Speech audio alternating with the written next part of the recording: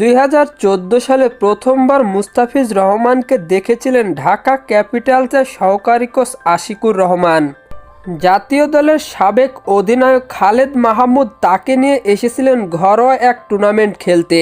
সেই সময় মুস্তাফিজকে খুব আলাদা কিছু মনে হয়নি আশিকের কাছে, কিন্তু এক যুগ পেরিয়ে আশিকের চোখ মুস্তাফিজে একই রকম।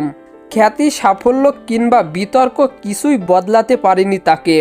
সিলেটের সংবাদ সম্মেলনে আশিক বলেন, মুস্তাফিজ মানসিকভাবে খুবই ফ্রি একজন ক্রিকেটার। সে বর্তমানে থাকতে চায় এবং ভাগ্যের উপর বিশ্বাস রাখে। আইপিএল থেকে বাদ পড়া ও ভারতের মাটিতে বিশ্বকাপ না খেলার সিদ্ধান্ত গত 2 দিনে এসব খবরে তোলপাড় হলেও মুস্তাফিজ ছিলেন নির্লিপ্ত। মাঠের পারফরম্যান্সেই সব জবাব দিয়েছেন তিনি। বিপিএলের রংপুর রাইডার্সের হয়ে ঢাকার বিপক্ষে ম্যাচের শেষ দিকে দুর্দান্ত বোলিং করেন মুস্তাফিজ। শেষ 3 ওভারে মাত্র 6 রান দিয়ে তুলে নেন গুরুত্বপূর্ণ একটি উইকেট।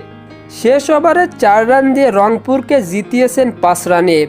দল অধিনায়ক নুরুল হাসান জানান, এই মুহূর্তে মুস্তাফিজের উপরই ভরসা ছিল আমাদের। তিনি বলেন, মুস্তাফিজ বিশ্বমানের বোলার এবং চাপের সময় সেরাটা দিতে জানে।